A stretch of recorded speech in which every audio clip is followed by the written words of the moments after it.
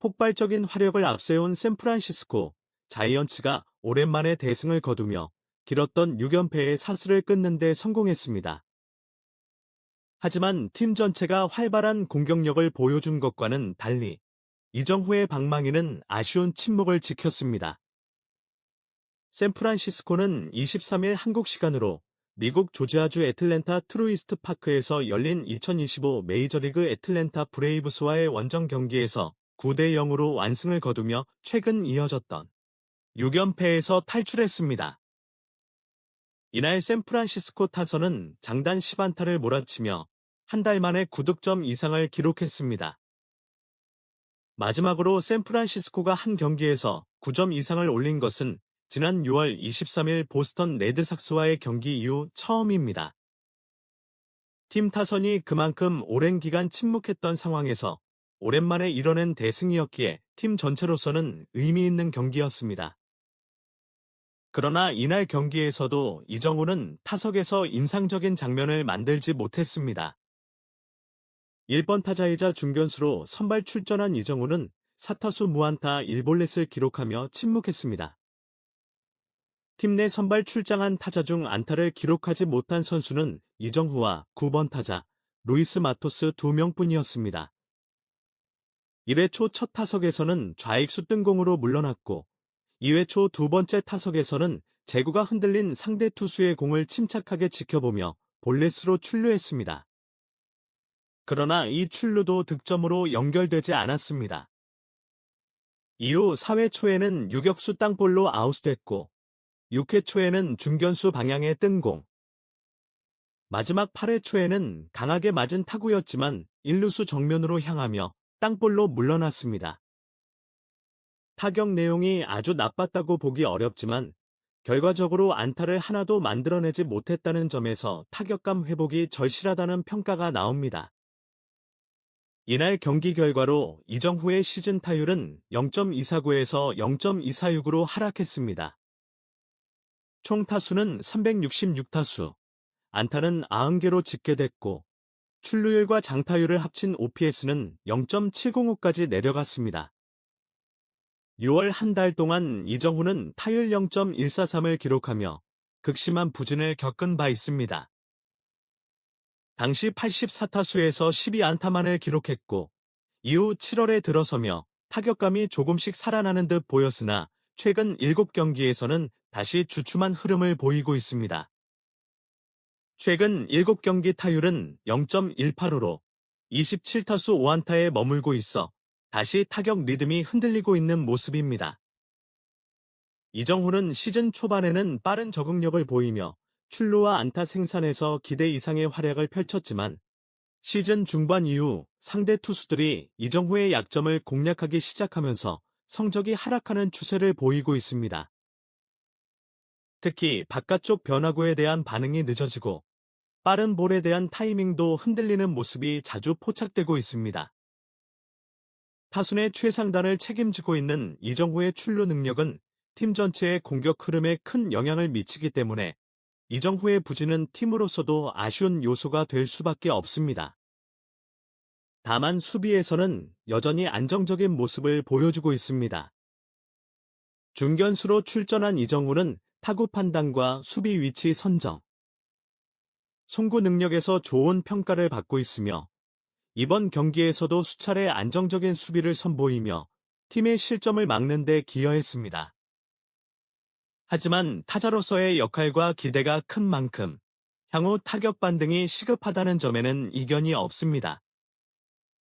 한편 같은 날 열린 다른 메이저리그 경기에서는 한국 선수들의 다양한 소식이 전해졌습니다. 로스앤젤레스 다저스에서 활약 중인 김혜성은 미네소타 트윈스와의 홈경기에 7번 타자이자 2루수로 선발 출전해 4타수 1안타 2타점을 기록하며 좋은 활약을 펼쳤습니다. 특히 점수를 생산하는 타점 장면에서 집중력을 발휘하며 팀 공격에 기여했으나 다저스는 결국 7대 10으로 아쉽게 패배했습니다. 김혜성의 시즌 타율은 이날 경기 후 0.320에서 0.317로 소폭 하락했지만 여전히 매우 인상적인 성적을 유지하고 있습니다. 또한 템파베이 레이스의 김하성은 전날 경기 도중 허리 통증을 느껴 교체된 이후 이날 시카고 화이트 삭스와의 경기에 출전하지 않았습니다. 김하성은 이번 시즌 수비와 주루, 공격에서 모두 꾸준한 활약을 펼치며 팀 전력의 핵심으로 자리 잡은 선수인 만큼 몸 상태 회복이 중요한 시점입니다.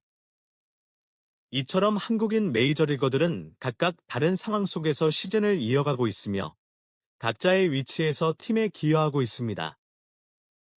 이정후 역시 데뷔 시즌의 어려움을 극복하고 다시 안정적인 타격 리듬을 찾을 수 있을지 주목됩니다. 팀이 연패를 끊고 다시 상승세를 타기 시작한 만큼 이정후가 공격에서 제 몫을 해낸다면 샌프란시스코의 후반기 성적에도 긍정적인 영향을 미칠 것으로 기대됩니다. KBO 리그를 평정했던 타격 천재 이정후는 잊어도 좋습니다. 이제 그는 메이저리그 투수들에게 공포 그 자체가 되었습니다. 한동안 이어지던 부진을 스스로의 힘으로 깨부수고 완전히 다른 타자로 진화했기 때문입니다. 그의 충격적인 변신에 메이저리그 전체가 경악하고 있으며 상대팀 감독들은 대체 그에게 무슨 일이 일어난 것인가 라며 말을 잇지 못하고 있습니다. 이정후는 KBO 리그 역사상 가장 정교한 타자 중 한 명이었습니다.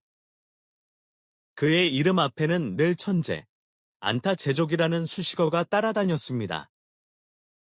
메이저리그 진출 이후에도 그는 자신의 재능이 세계 무대에서도 통한다는 것을 증명하며 순조롭게 안착하는 듯 보였습니다.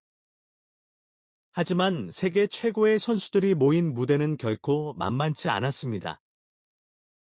빅리그 투수들의 집요한 분석과 견제 속에서 그의 타율은 조금씩 하락했고 한동안 깊은 부진의 늪에 빠지기도 했습니다.